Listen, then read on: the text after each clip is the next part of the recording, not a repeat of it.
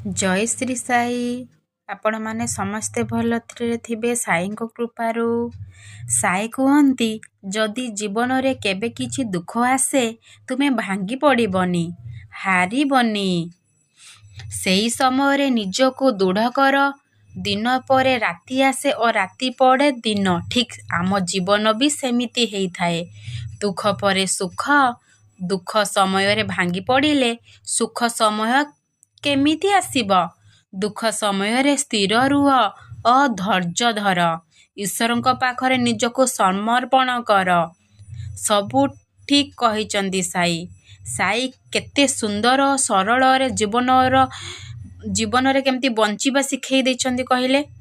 ଆମେ ଯଦି ସାଇଙ୍କ କଥା ମାନିବା ଜୀବନ ସରସ ଆଉ ସୁନ୍ଦର ହେଇଯିବ ଆଉ ରୁଚି ମଧୁର ହେଇଯିବ। କେତେ ବଢ଼ିଆ କଥା ସାଇ କହିଛନ୍ତି। ଆମେ ସାଇଙ୍କ କଥା ନିଶ୍ଚୟ ମାନିବା କଥା। ସାଇ ଏମିତି ଥିଲେ ଅନ୍ୟର ଦୁଃଖକୁ ଦେଖି ସହି ପାରୁନଥିଲେ। ତାଙ୍କୁ ବି କଷ୍ଟ ହେଉଥିଲା। ଆମେ ଯଦି କଷ୍ଟରେ ଥିବା ସାଇ ବି କଷ୍ଟ ପାଉଥିଲେ। ଆମେ ଯଦି ଖୁସିରେ ଥିବା ସାଇ ବି ମୁହଁରେ ତାଙ୍କର ହସ ଥିଲା। ସାଇ ଆମ ଦୁଃଖରେ ଦୁଃଖୀ ଆଉ ସୁଖରେ ସୁଖୀ ହେଉଥିଲେ।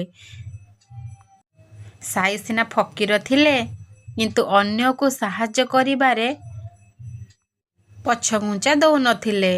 ଶିରିଡ଼ିର ଲୋକମାନେ କାହିଁକି ସାଇଙ୍କୁ ଗୁରୁ ବୋଲି ମାନିଥିଲେ, ଈଶ୍ୱର ବୋଲି ମାନୁଥିଲେ, ଏବେ ମୁଁ ଜାଣିଲି।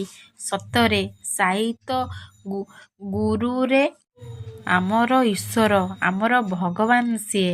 ଆମେ ତାଙ୍କୁ ଯଦି ହୃଦୟର ସହିତ ପୂଜା କରିବା, ହୃଦୟର ସହିତ ଡାକିବା, ସେ ଯେଉଁଠି ଥିଲେ ବି ଆମ କଥା ନିଶ୍ଚୟ ଶୁଣିବେ। ଜୟ ଶ୍ରୀ ସାଇ।